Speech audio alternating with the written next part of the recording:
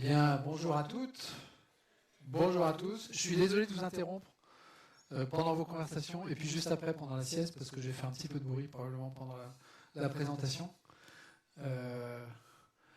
Merci d'abord à l'équipe du Volcamp. On dit du Volcamp ou du Volcamp Payot du coup? Du Volcamp. Ok. Du Volcamp pour votre invitation. C'est vraiment un plaisir d'être ici après une première visite, mais alors seuls les plus anciens s'en rappellent éventuellement, et encore. Je ne sais pas si elle était vraiment mémorable. Donc, je m'appelle José et je suis venu pour parler de Data Oriented Programming. C'est le titre de la présentation. Et comme j'avais soumis au CFP, il y a un moment, il y avait écrit en Java 20 et en Java 21. Il y a des gens qui sont encore en Java 20? Non, c'est fini. Hein. Personne ne fait Java 20. Ok. Tout le monde est en 21. Voilà. Et il est sorti il y a 2 semaines, écoutez, franchement. Hein. Vous avez le temps. Java 6. Oh non. Sérieux? Oh putain. Y a-t-il un médecin dans la salle pour monsieur qui est là? Java 8. 11. 17. Alors regardez tout ce Java 6, voilà, 17 c'est 40%, 11 30%, 8 plus tellement, et puis en dessous c'est vous rassemblez votre disparition. Après on peut se dire ok on va faire un programme de protection déclaré à l'UNESCO et tout ça, mais je ne sais pas si c'est une super idée. Ok, donc on va parler de ça, donc j'ai juste changé les sous-titres, on va parler de ce qui s'est passé en 21 et puis de ce qui va se passer éventuellement au-delà de 21. Voilà. Et ça s'appelle le Data Oriented Programming. Alors c'est un truc un peu bizarre, mais je vais vous décrire ce que c'est, donc je ne vais pas en parler dès maintenant. Avant une page de pub, j'ai le droit de faire un peu de pub, ouais, pour dev.java, qui est un site gratuit avec de la doc. Il y a un playground, vous pouvez taper du code Java dans votre navigateur, il va s'exécuter. Ça marche vachement bien. Il y a beaucoup de succès. Il y a plein de liens, plein de trucs, etc. C'est le Lavajug hein, ici. Hein. Si le Lavajug n'est pas dedans, mais je crois qu'il est dedans, parce que j'ai vérifié tous les jeux français. Et normalement il est dedans. Si vous avez un jug qui n'est pas dedans, vous nous envoyez un mail et on l'ajoutera. Deuxième page de pub pour ce qu'on publie sur YouTube et autres trucs, plein de vidéos. On a sorti une série sur Java 21 avec les différentes nouveautés, comment on pouvait faire pour migrer, les améliorations en matière de sécurité, Loom évidemment qui est le grand truc de 21, et puis différentes choses. Il y a une demi-douzaine de vidéos à peu près. Il y a des vidéos, le newscast, le Jet Café, peut-être certains parmi vous connaissent. Fait par ce vieux mec là. Un truc qui s'appelle Inside Java Podcast, pour ceux qui n'aiment pas les vidéos, si vous préférez l'audio. On a un podcast également. Et si vous n'aimez pas la vidéo ni l'audio, on a aussi des articles de blog. Et si vous n'aimez pas la vidéo, vous n'aimez pas l'audio, vous n'aimez pas les articles de blog, et que vous êtes en Java 6,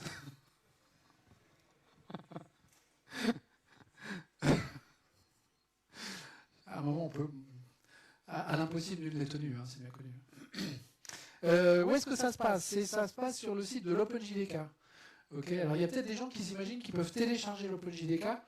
Dire qu'on télécharge l'OpenJDK, c'est à peu près le même sens que dire on va télécharger la mairie de Clermont-Ferrand. Okay. OpenJDK, c'est une maison, c'est une association, donc on ne peut pas télécharger ça. Okay. Mais c'est là que tout se passe en matière Java.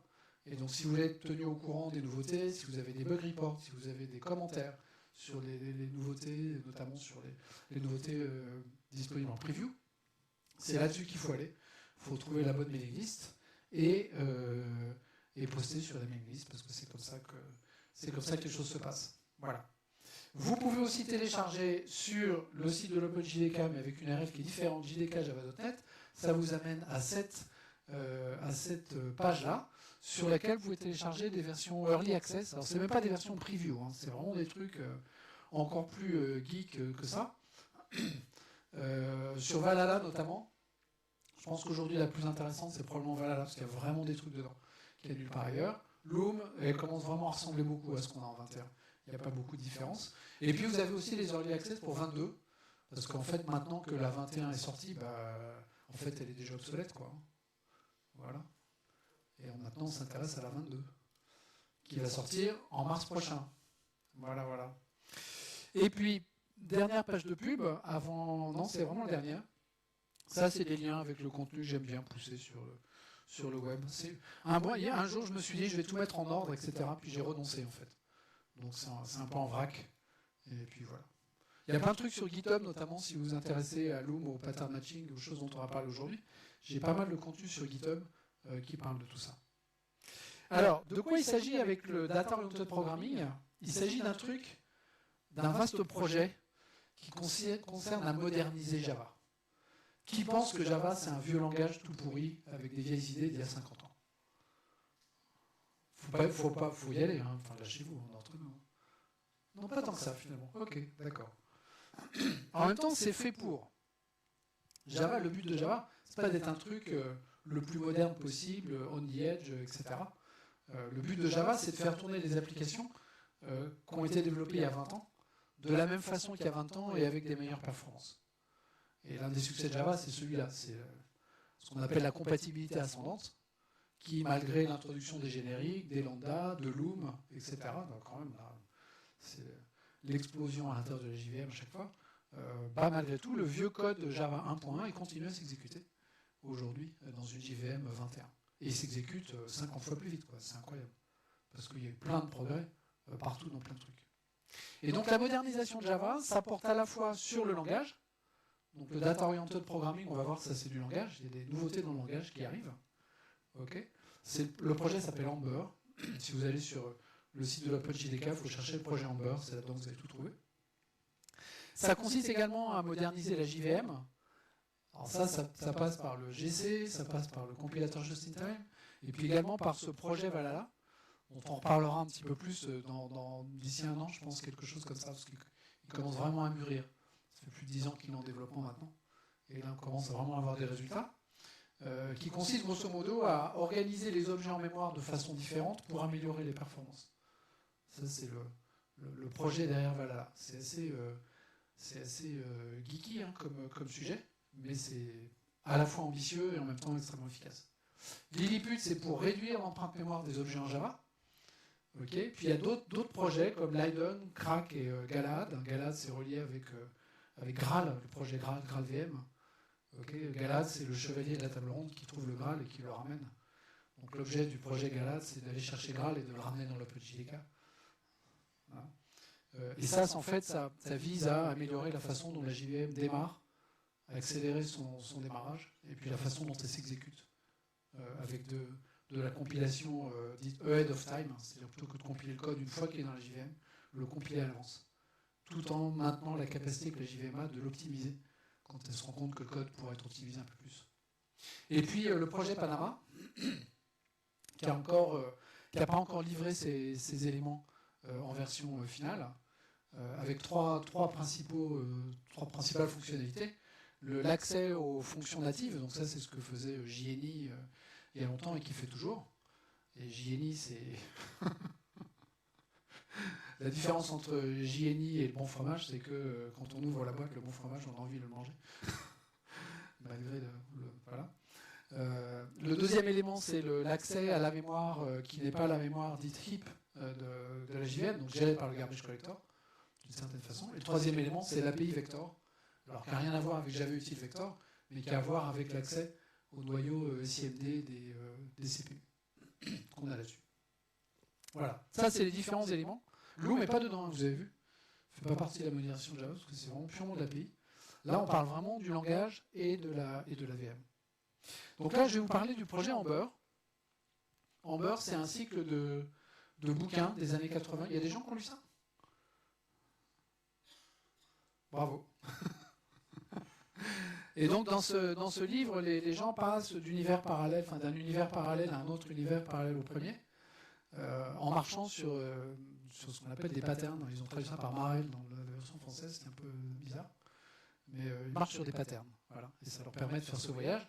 Donc le projet Amber consiste à amener le pattern matching dans la JVM, ce qui est un savant jeu de mots. Comme vous le savez toutes et tous, Java est un langage objet. Ouais. Alors c'était un langage objet au tout début qui a été écrit, puis on a rajouté des lambdas dedans. Alors déjà les lambdas c'est un petit peu moins objet. Et puis là tout ce qu'on rajoute dedans, là, c'est de moins en moins objet. Alors il y a des bouts d'objets dedans. Rémi, avec qui je fais cette présentation, a fait même une blague, il dit Java est un langage objet. Et en fait, depuis que c'est un langage... En fait, les langages objets sont Java, maintenant. C'est la rançon du succès, j'imagine. Et donc, en fait, tout ce qu'on rajoute dedans, c'est de moins en moins objet. Donc, en fait, Java est parti en disant, on va faire de l'objet, vraiment à la sauce objet des années 80. Et puis, en fait, on se rend compte que la sauce objet des années 80 n'est peut-être pas si géniale que ça. Donc, on peut peut-être essayer d'améliorer un petit peu les choses. Qu'est-ce que ça veut dire que Java est un langage objet? La première chose, c'est que c'est un langage encapsulé. Donc on crée des classes, on met l'état dans les classes, et on n'affiche pas cet état, on accède à cet état au travers d'accessors. Et puis quand on a des objets qui sont mutables, on a des accessors qui permettent de muter cet état. Voilà. Mais on le contrôle avec des appels de méthode. Et puis la deuxième chose, c'est qu'on a des types, et que ces types ils peuvent s'étendre les uns les autres. Okay. Donc les types, c'est bien de les faire avec des interfaces, parce que les interfaces, on n'est pas embêté, il n'y a pas de code dedans. Il ne faut pas mettre de méthode par défaut dans les interfaces. Ça, c'est uniquement pour l'API collection, ça. Faites pas ça. Hein. Il y a des gens qui me font si. Je peux reprendre mon train, si tu veux. Ok. Et puis vous voyez, on a les états qui s'étendent les uns les autres. Donc je peux écrire que populated, là c'est le type de ma variable, c'est égal à new city, ça c'est l'implémentation. Là c'est le code que la VM elle va effectivement exécuter au runtime. Voilà. Ça c'est le sous-typage qui me permet de faire ça. Et puis j'ai ce qu'on appelle les appels virtuels. Alors en Java on ne parle pas d'appels virtuels, mais c'est de ça qu'il s'agit, au travers du polymorphisme. C'est-à-dire que si je prends un objet de type populated, sur cet objet, je peux appeler sa méthode toString parce qu'elle est définie dans l'interface. Donc ça, c'est tout ce que le compilateur regarde. Et là, le compilateur, il est content. Et quand le compilateur est content, moi aussi, je suis content parce que je peux exécuter mon code. Mais à l'exécution, c'est pas la méthode toString de l'interface, il n'y a rien dedans, en fait. Il n'y a pas de code.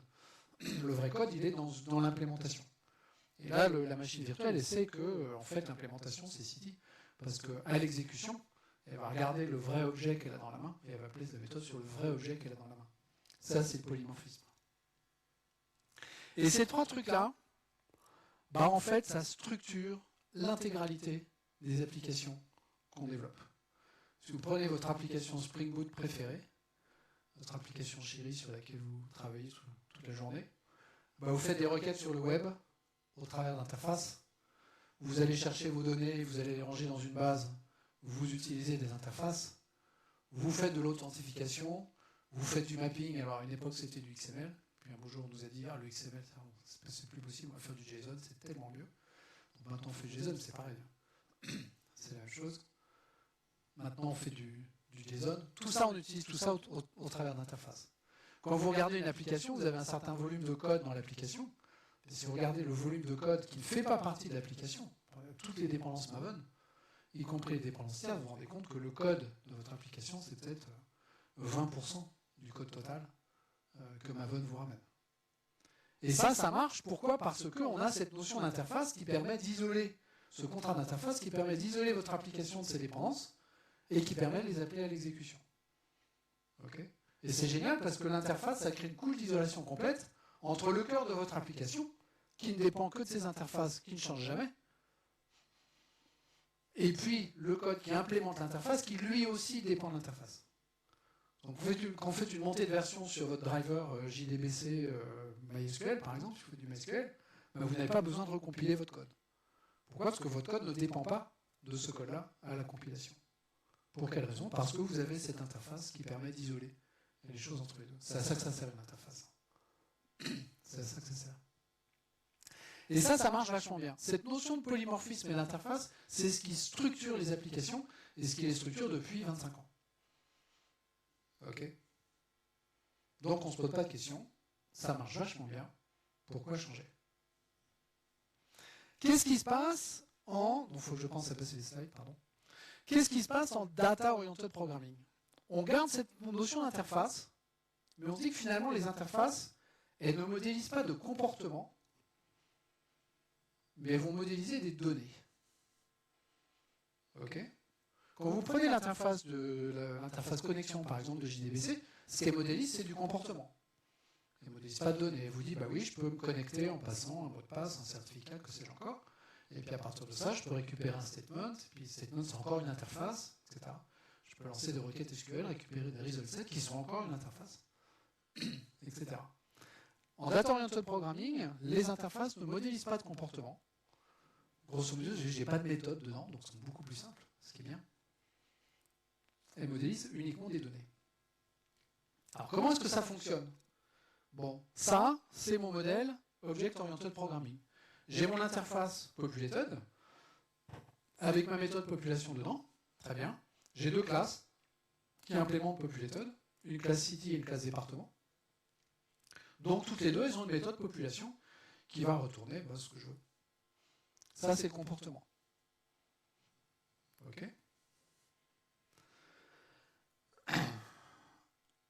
Vous préférez voir des slides ou vous préférez voir du vrai code? Qui préfère voir des slides? Autant que les gens qui font du Java 6. Y aurait-il une corrélation entre les deux?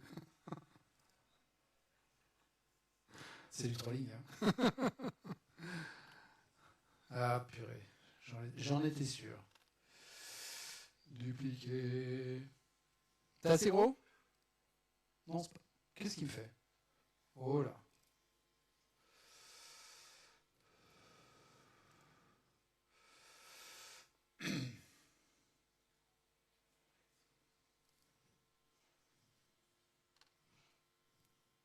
Bon, ça, c'est un bug d'IntelliJ. Je vais essayer de vivre avec ce machin qui apparaît. C'est assez gros, c'est pas assez gros. Hein. Oh. Oh. Qu'est-ce que ça troll? Mais c'est pas possible. Hein. Ah, c'est pas moi qui ferais ça. Hein.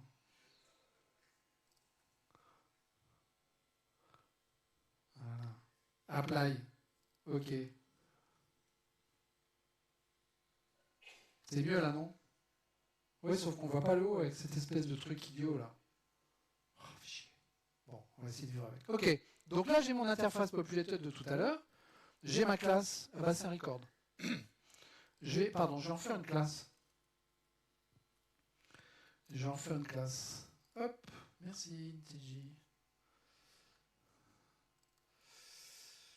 Voilà. OK. Ouais, tu peux me virer ça. Bon, ça, je m'en fous. Hop, ça, on s'en fiche. Pourquoi t'es pas content? Parce que j'ai viré le truc population, évidemment. J'ai viré un peu trop de trucs. Voilà. Et le département, c'est pareil. On va en faire une classe normale. Convertir code to class. Merci.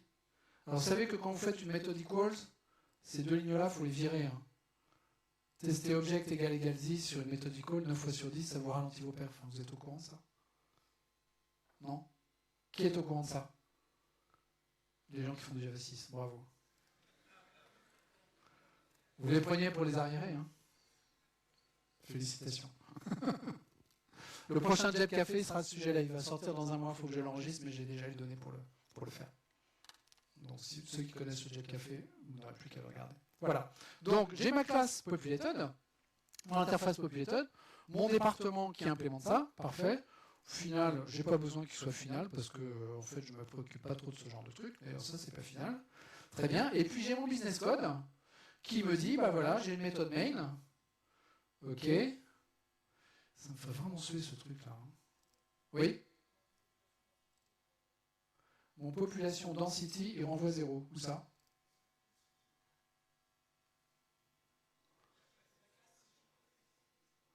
Oh, c'est pas grave. Ça, là? Oui, oh, voilà. C'est un détail.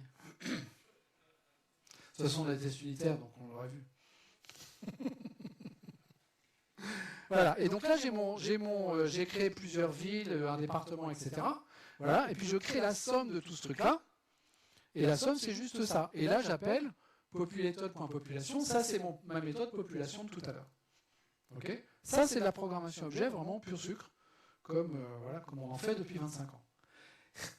Quel est le prix de faire ça? Quel est le coût de faire ça? Le coût de faire ça, c'est que je mets du comportement dans mes interfaces. Le côté positif, c'est que si, par exemple, je veux rajouter du comportement qui est, par exemple, land area, voilà, je m'intéresse à la surface de mes villes, bah, tous les trucs qui implémentent ça, ma ville, elle ne compile plus. Pourquoi? Parce que j'ai rajouté une méthode dans l'interface et le compilateur me dit « Ah, mais il faut que tu le rajoutes dans city, département, etc. » partout où j'implémente cette interface. Donc ça, c'est bien parce que j'ai des erreurs de compilation précisément à la compilation. Donc pendant que je suis sur mon IDE, je sais donc exactement quoi corriger. Ça, c'est cool. Mais par contre, le coût qu'il y a, c'est qu'à chaque fois que j'ai un nouveau business requirement, quelle que soit la façon dont vous appeliez ça, le réflexe, c'est de dire « Je vais rajouter une méthode sur mon interface. » Ok. Et qu'est-ce qui se passe à la fin? J'ai combien de méthodes sur mon interface? 50. Je me retrouve avec des objets avec 40 champs, 150 méthodes, des règles de validation dans tous les sens. Évidemment, parce que mes objets, il faut qu'ils soient valides. Mon objet contrat, il y a plein de règles de validation dessus. Mon objet métier. Ok. Mes objets deviennent tellement difficiles à instancier en dehors du contexte de mon application que je me crée des factories. Et ça a un impact sur les tests unitaires que je vais devoir écrire. Des objets qui sont impossibles à instancier, parce que je vais écrire des tests unitaires dessus. Finalement, en réunion, j'irai dire, ah non, ils sont trop durs. Ils sont intestables. De toute façon, ils sont intestables. Hop, un problème de moi à résoudre. Ok. Et je me retrouve dans cette situation-là. Quand on regarde les applications legacy, c'est vraiment l'un des problèmes principaux des applications legacy. C'est qu'en fait, on a des objets, des interfaces qui sont chargés par trop de comportements. Et la programmation objet, en fait, elle nous, je ne vais pas dire qu'elle nous incite, mais en fait, elle ne nous donne pas de garde-fou contre ça. Et quel est le vrai coût de ce truc-là? Voilà. Je veux créer un autre truc, je veux double density. Voilà, j'ai besoin d'une densité. Puis j'ai besoin d'autres trucs et d'autres trucs et d'autres trucs. Puis un beau jour, j'ai mon business analyst qui vient me voir et qui me dit, ah bah, à propos, en fait, la densité, on n'en a plus besoin sur nos objets villes. Ok. Voilà, on avait des contraintes métiers qui nous disaient on a besoin de la densité, maintenant on n'en a plus besoin. Ah bon, bah super, il n'y en a plus besoin. Qu'est-ce que vous faites quand votre business analyst il vous dit cette fonctionnalité, on n'en a plus besoin dans l'application? Vous retirez le code de l'application, hein, bien sûr. Hein.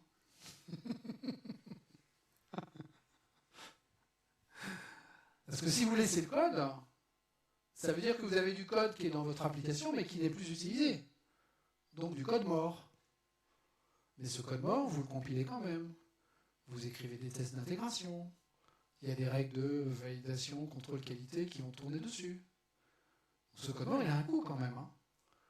Le maintien de votre application, le coût de maintenance de votre application, il n'est pas proportionnel à la complexité du business que vous implémentez, de vos règles métiers. Il est proportionnel au volume de code que vous gérez. Si vous avez une application de 2 millions de lignes de code, elle est probablement 8 fois plus compliquée à gérer et à entretenir qu'une application qui fait que la moitié du nombre de lignes, c'est-à-dire 1 million de lignes. Hein, ça ne croît pas proportionnellement ce genre de truc. Hein. En général, ça croît plus vite que ça. Hein. Donc en fait, la programmation objet, c'est quelque chose, et on le voit dans les applications, enfin moi je l'ai vu des dizaines de fois, si on suit ces principes-là, on ajoute du code, on a un processus pour ajouter du code, le compilateur est sympa, j'ajoute une méthode là, il me dit oui, il faut que tu ajoutes l'implémentation là et là, ça c'est super, mais on manque d'un processus pour retirer ce code. Parce que ce code, on le met dans un endroit de l'application dont tout le monde dépend. Tout le monde dépend de mon interface. Mon interface JDBC, tout le monde en dépend. Si je la modifie, je recompile une quantité de code absolument affolante. Affolante. Et donc, retirer du code d'une interface, j'ajoute du code parce que j'en ai besoin pour des raisons métiers. Retirer du code, j'en ai jamais vraiment besoin. C'est juste pour limiter le coût de la maintenance. Donc c'est pas un vrai besoin, malheureusement. Et c'est quelque chose qu'on a tendance à ne pas faire. Parce que c'est trop coûteux. Parce que c'est trop coûteux. En programmation orientée, data oriented programming, on se dit, ok, mon interface populated, elle est là pour modéliser une donnée, et non pas pour modéliser du comportement. Et je n'ai pas le droit de rajouter de méthode dedans. Donc déjà, je règle un problème. Je n'aurai jamais trop de méthodes dedans, puisque j'en ai pas. Bon, par contre, je commence à avoir des petits problèmes, ça va être plus. Hein. C'est que maintenant, dans mon business code, ben, j'ai ce machin-là qui ne compile plus. Ok. Comment est-ce que je peux m'y prendre pour implémenter cette méthode? Ben, ce que me dit le data oriented programming, c'est que je vais l'implémenter là où j'en ai besoin. Donc plutôt que de l'implémenter avec mon business model, je vais l'implémenter à un endroit où mes modules business, ils en ont besoin. Donc directement dans les modules métiers. Ça, c'est un intérêt, c'est que le jour où j'en ai plus besoin, je vire tout. Le comportement et l'utilisation du comportement. Je me simplifie la tâche. Ok, public, statique, int, population, 2, et là je vais prendre, je vais dire, ok, je peux définir des populations sur des objets qui sont populated. Ok, et maintenant ça va être business code, population. Vous remarquerez que mon code métier, il n'a pas beaucoup changé. Hein. J'ai juste bougé une méthode d'un endroit à l'autre. Et attends, cette méthode, il faut que je l'implémente. Et comment est-ce que je vais l'implémenter? Ben là, j'ai malheureusement pas 36 solutions. Je vais utiliser un magnifique instance of. Et je vais dire, si c'est une ville, je vais retourner city. Tu peux pas me le faire? Je suis sûr que tu peux me le faire. Voilà, merci. Voilà. Else, if, populated, pas of, if, populated, instance of, département. Et là, return, populated, population. Et puis là, je suis obligé de mettre un return -1. C'est vachement beau comme code, non? Ouais, c'est Java 6, oui. J'en étais sûr.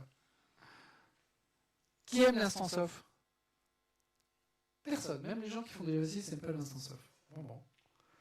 Alors évidemment, ça, ce code-là, il n'est pas terrible. Instance of, if, else, if, on se dit, oh là là là. C'est vraiment tout pourri.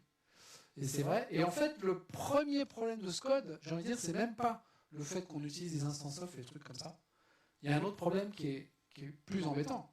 C'est que si dans ma hiérarchie de populated, je rajoute un country, par exemple, voilà, je ne vais pas l'écrire, hein, vous imaginez que je le fais, okay, bah ce code-là, il va continuer à compiler.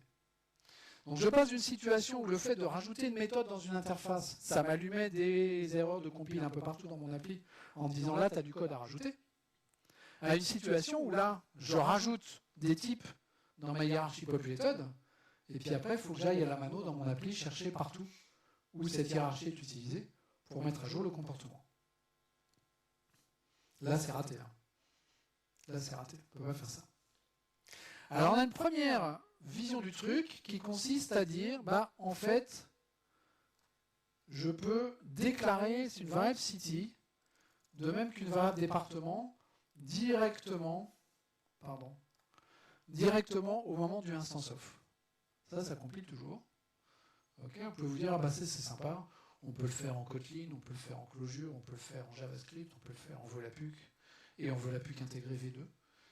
Okay. Ce machin-là, vous pouvez dire c'est juste un sucre syntaxique et c'est sympa d'avoir ça, bon machin. Mais en fait, c'est un nouveau concept en Java, ce qui s'appelle le concept de pattern. Ce truc-là, c'est un pattern. Et c'est un pattern sur le type, c'est-à-dire que je vais tester le type d'une variable, et en même temps que de tester ce type, si le type est correct, je vais créer la variable associée. Okay. Et partout, ça a du sens d'utiliser cette variable. Par exemple, ici, voilà, city.population, strictement supérieur à 0. Vous voyez que là, j'utilise cette variable dans le et, parce que ça a du sens de le faire. Donc, je peux l'utiliser dans la bonne branche du if, mais je peux aussi l'utiliser dans le et, parce que ça a du sens. Dans ce scope-là, je suis bien. Ça, j'ai envie de dire, c'est une première étape. Pardon. Une première étape dans la résolution de mon problème.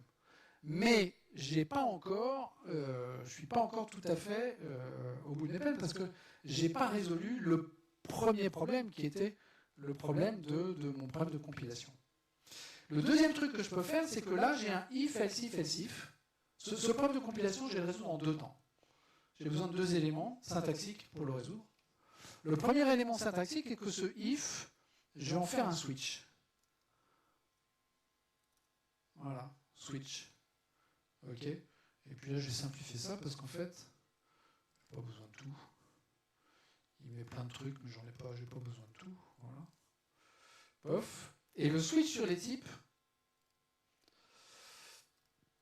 voilà, je vais mettre 0 par exemple, moins 1.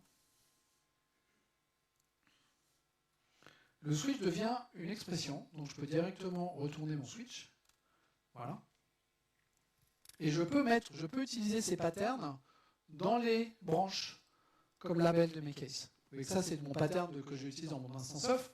Là, je l'utilise à nouveau dans mon case. C'est déjà un petit peu mieux. Tout le monde aime le switch, hein. Je peux pas poser la question. Ouais. Autant que l'instance off, au moins. Hein. Voilà. Donc là, je peux utiliser le pattern sur mon switch. Je peux aussi faire des trucs genre comme ça, par exemple. When city, population strictement supérieure à 0. Ouais, je peux mettre un when dedans pour rajouter des expressions booléennes après. Ok. Mais si je ne mets pas cette branche défaut qui est là, je vais virer le nul parce qu'en fait, j'en ai pas besoin. Peut-être que j'en ai besoin. Et que si je commence cette branche, là, il continue à me dire « Ah, mais ton switch, il ne couvre pas tous les cas possibles parce que tu switches sur populated qui est sur une interface et peut-être qu'il y a d'autres types qui implémentent cette interface. » Donc, dans un premier temps, il y a un nouveau switch qui est là et qui permet de faire des cases sur des types. OK ? Sur des patterns, mais en fait, ça revient à faire le case sur les types. On va amener un nouveau concept qui est le concept d'interface scellée. Et une interface scellée, qu'est-ce que c'est ? C'est une interface qui connaît ces implémentations. Et je vais dire, toi, tu n'as le droit d'être implémenté que par city et département. Alors là, maintenant, il faut que city et département soient des classes finales pour que ça marche. Donc j'ai besoin de mettre final ici. Voilà, comme ça il est content. Ok, maintenant mon interface scellée, elle fonctionne bien. Et si je retourne dans mon business code ici, vous voyez que maintenant ce truc-là, j'en ai plus besoin. Parce que le switch, il voit que mon interface n'a que 2 implémentations, city et département. Et si je rajoute une troisième, si au bout d'un moment j'ai demande business, on me dit ah mais voilà, il y a cet objet country, il faudrait le rajouter. On va mettre que ça implémente populated. Voilà. Vous voyez que là j'ai une erreur de compilation parce que j'essaie de rajouter une implémentation sur une interface scellée qui n'autorise pas cette implémentation. Donc là je vais y aller là, hop, je rajoute country, si j'y arrive. Voilà, passe comme ça. Voilà, maintenant il est content. Ben, mon switch il va s'arrêter de compiler.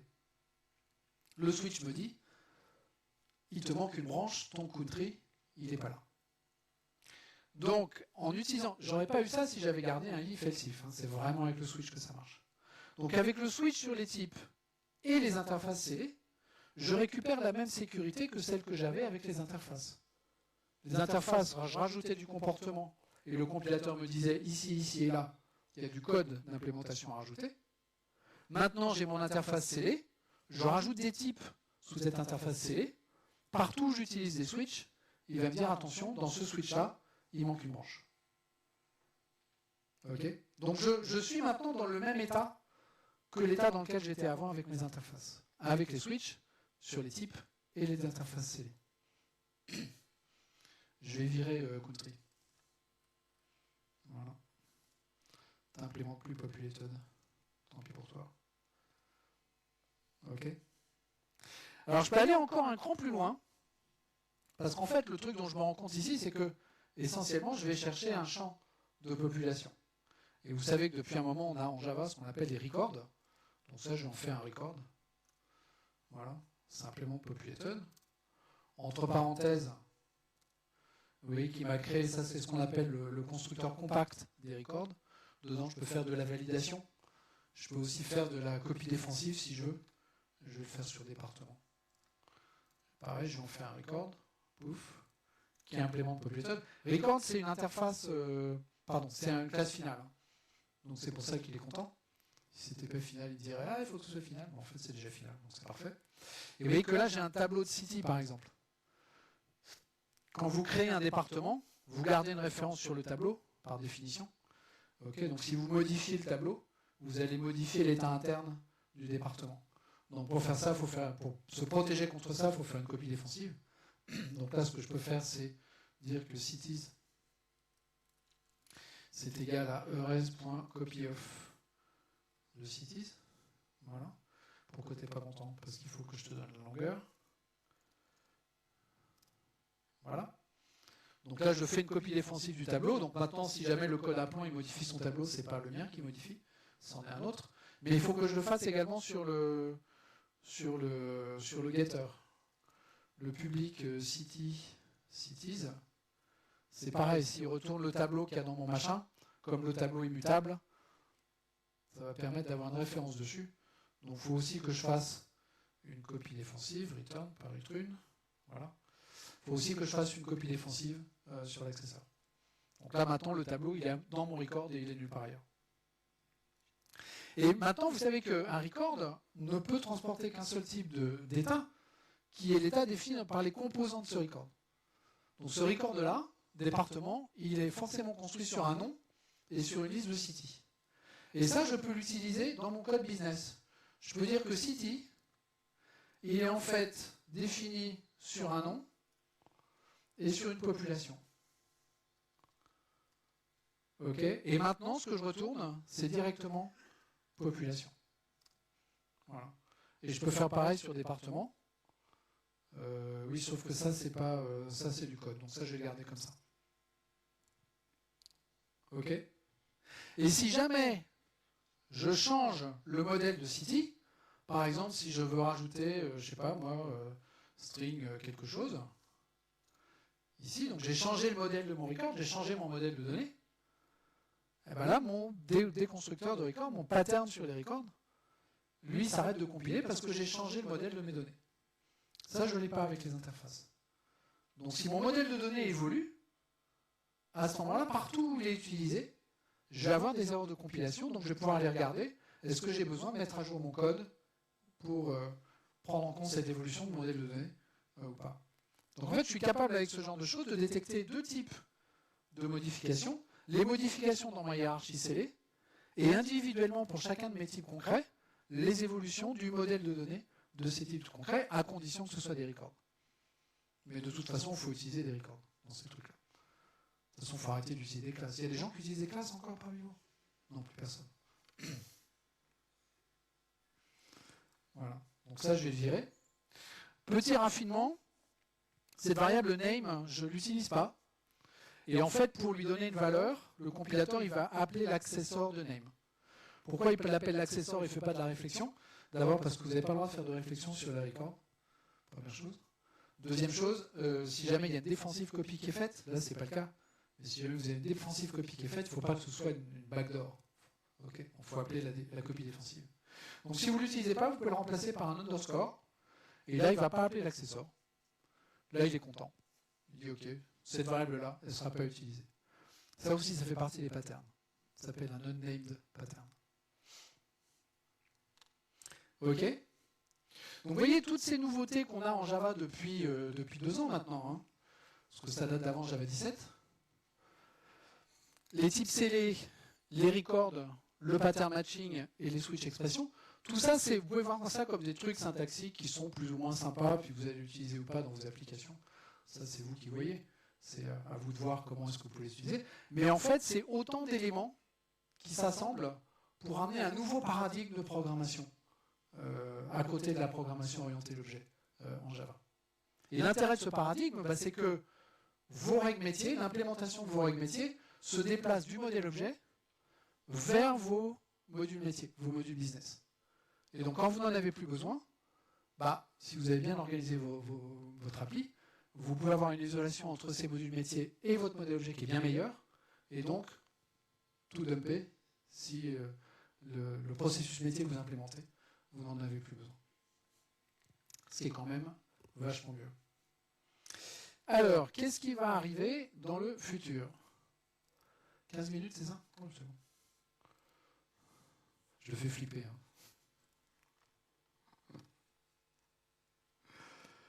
Qu'est-ce qui va arriver dans le futur? La programmation orientée données, ce n'est pas un truc nouveau. Hein.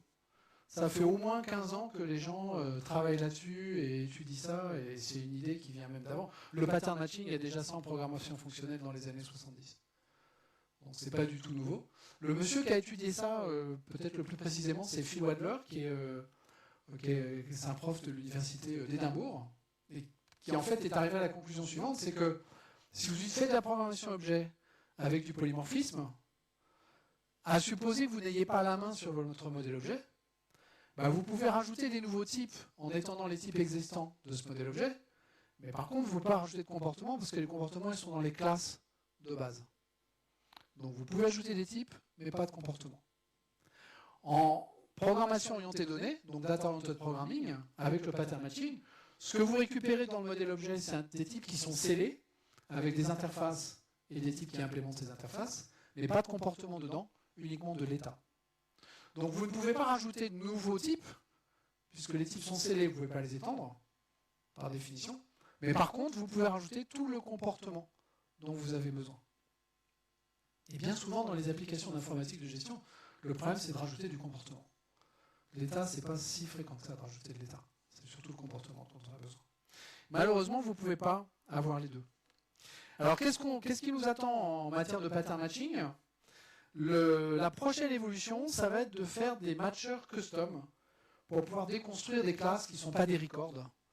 Pour les gens qui en sont encore à ne pas utiliser des records. Les gens qui font encore du Java 8, par exemple. Et donc ça pourrait être une syntaxe qui permettrait de faire ça, de définir des matchers et de se dire, ok, je vais matcher avec deux entiers, et puis si ça match, et là ça match toujours, parce que je n'ai pas de test, et ben je vais dire que le premier entier c'est 10.x, et le deuxième entier c'est 10.y. Mais avec ce genre de syntaxe, je peux faire de l'overloading, donc avoir plusieurs matchers avec différentes signatures. Donc par exemple, un qui ne prendrait qu'un seul entier, et par convention, ça voudrait dire que le deuxième entier est égal à 0. Donc je vais matcher si y est égal à 0, et dans ce cas-là, je vais matcher en disant que x, c'est la valeur de x. Ok. Sur des classes que tout le monde connaît bien et tout le monde adore, comme la classe optionnelle par exemple, qui peut être vide, ou contient un objet, j'aurais envie de faire un switch sur optional en me disant si c'est un optional qui a été construit en appelant une méthode off et en lui passant une chaîne de caractères, j'aimerais déconstruire ce truc et récupérer S. Ou si c'est un optional qui est vide, faire autre chose. Ça, c'est un switch qui est possible et c'est un switch qui doit être exhaustif. Ok. Voilà les matchers qui pourraient permettre de faire ça à écrire au niveau de la classe optionnelle. Ok. Donc dans le premier cas, si j'ai une valeur, je vais matcher avec la valeur. Sinon, je ne vais pas matcher. Et puis, dans le deuxième cas, si mon optional est vide, donc s'il présente est faux, à ce moment-là, je vais matcher, sinon je ne vais pas matcher. Et je ne retourne rien. Et il y a plein d'endroits comme ça, dans JDK, où on peut utiliser des matchers. Et ce genre de syntaxe permettra aussi d'utiliser des matchers, évidemment, dans les applications traditionnelles. On peut envisager d'utiliser des matchers également avec de l'affectation variable. Alors, est-ce que ce serait le mot-clé let ou est-ce que ce serait le mot-clé autre chose, ça j'en sais rien. Mais vous voyez que si je dis, ça me permettait directement de déconstruire P et de récupérer X et Y en faisant du pattern matching plutôt que d'appeler PX, PY indirectement. Et là, il y a plein d'applications derrière ça qui seraient supplémentaires. Une de ces applications, c'est un truc qui a fait une brève apparition en preview feature et puis qui est reparti immédiatement parce que c'était un peu buggé. Ok, ce serait de pouvoir le faire dans du for each par exemple. Faire cette assignation dans un for each et pouvoir directement déconstruire les éléments d'une liste avec ce genre de syntaxe. Ok. Où est-ce qu'on en est pour tout ça? Les types scellés, on les a depuis avant le JDK 21. Alors je ne vous ai pas mis la version exacte, peu importe. De toute façon, tout le monde fait du 21 ou à peu près. Donc voilà. Les types scellés, on les a. Le pattern matching pour instance off, on l'a. Les records, ça fait un moment qu'on les a également. Le pattern sur les records, ça fait partie des nouveautés de 21. Donc ça, c'est du final en 21 également. Le pattern pour switch, c'est pareil, il est final en 21. Le unnamed pattern, ça c'est le pattern avec juste l'underscore. Okay. Pareil, c'est de la preview en 21. On l'a. Les matchers custom qu'on peut écrire soi-même dans des classes, ça c'est pour l'instant les gens travaillent dessus, c'est même pas en early access, c'est nulle part. Et le let, c'est pareil, c'est nulle part non plus. Et voilà ce que je voulais vous raconter sur tout ça. On a du temps pour des questions? Ouais. On a 1 minute pour une question. Si quelqu'un a des questions.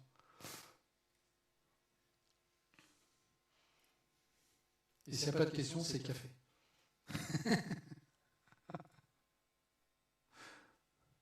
Il y a des questions, je crois qu'il y a des questions là-haut, tout là-haut. Il va falloir que tu montes l'escalier, je suis désolé.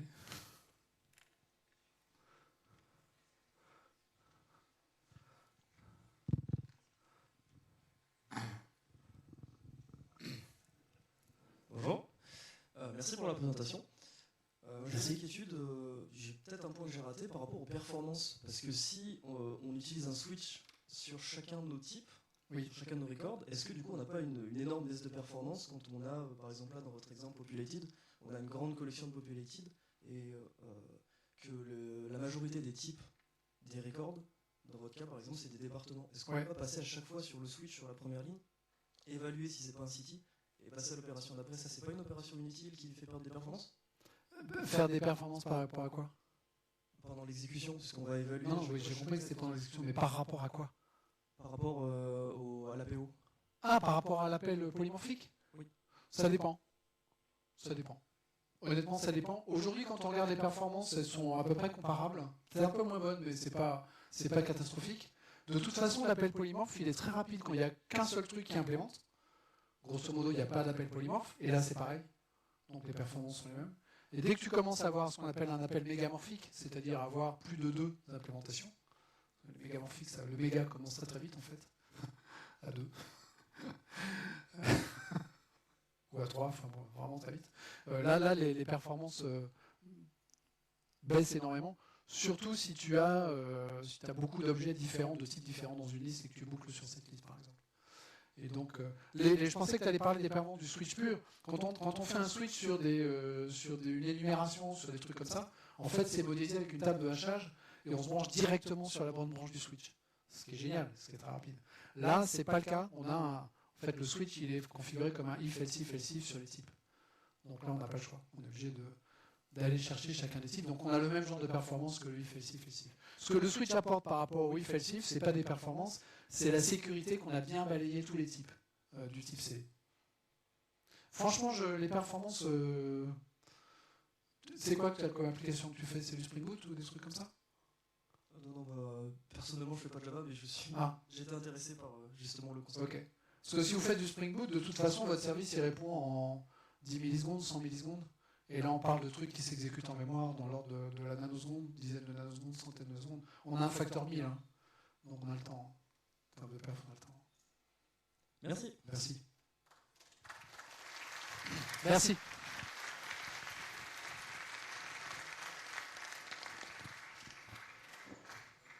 Je reste au café pour ceux qui ont des questions et qui veulent discuter.